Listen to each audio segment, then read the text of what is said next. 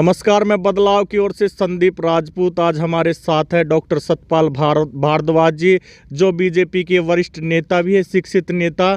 और आज हम चर्चा करेंगे 13,000 करोड़ और 2,500 करोड़ जो दिल्ली सरकार इल्ज़ाम लगा रही है 2,500 करोड़ के घोटाले का। इधर एमसीडी मांग रही है अपना बकाया 13,000 करोड़। इसी को लेकर के आज हमारी डॉक्टर सतपाल भारद्वाज जी से चर्चा होगी। डॉक्टर सतपाल जी, आपका स्वागत है।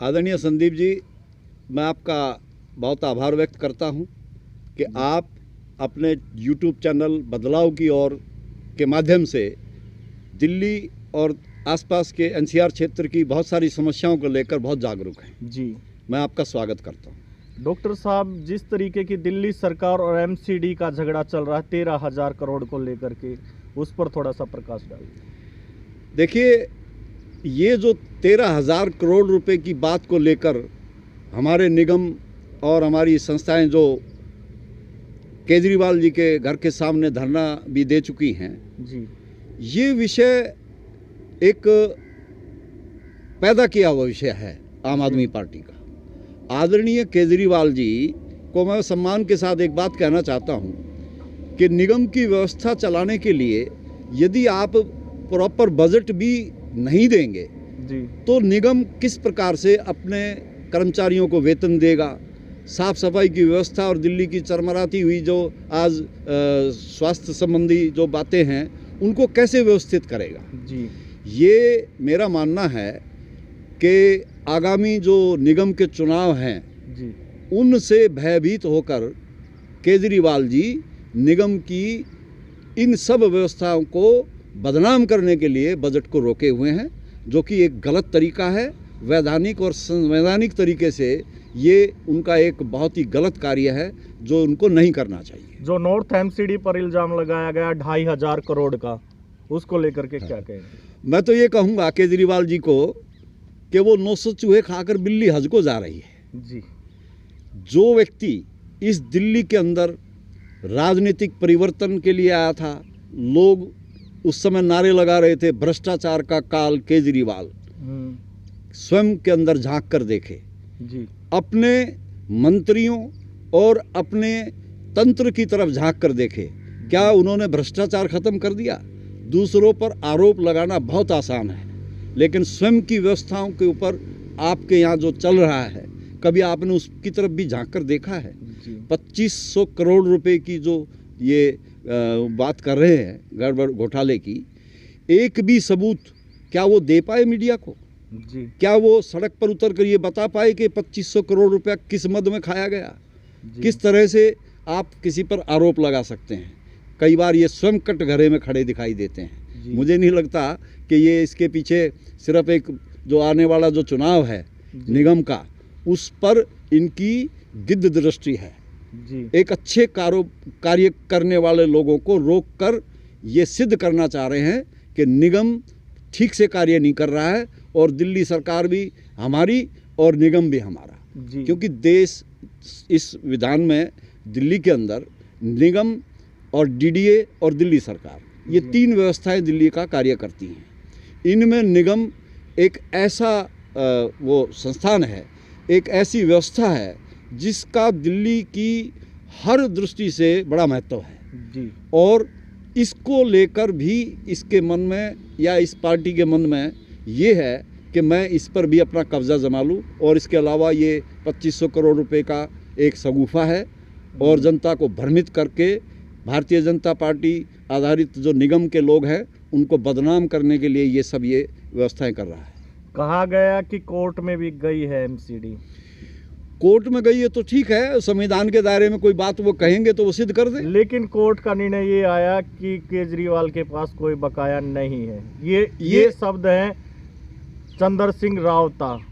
ये जो केजरीवाल के पास बकाया नहीं है, ये शब्द जो कहे गए हैं, आप इन व्यवस्थाओं को देखिए कि दिल्ली सरकार को किन किन मद में निगम को पैसा देना होता है। इसमें निगम के पास भी कुछ व्यवस्थाओं से पैसा आता है और कुछ पैसा दिल्ली सरकार की तरफ से भी आता है।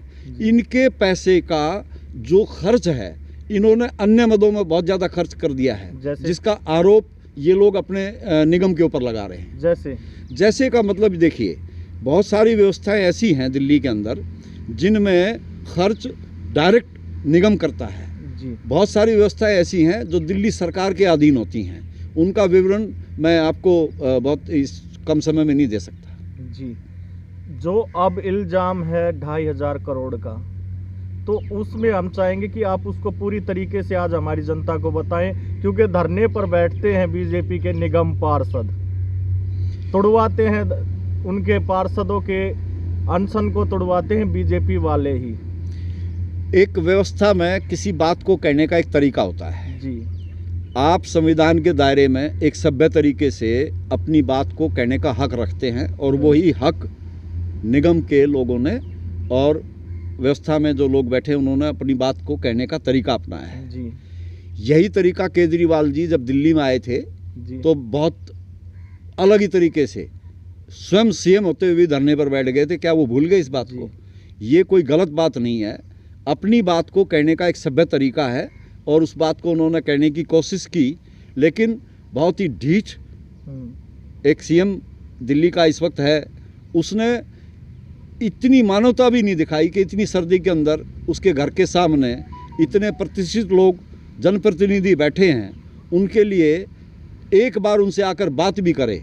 जी, बात तक नहीं करना उचित समझा उन्होंने।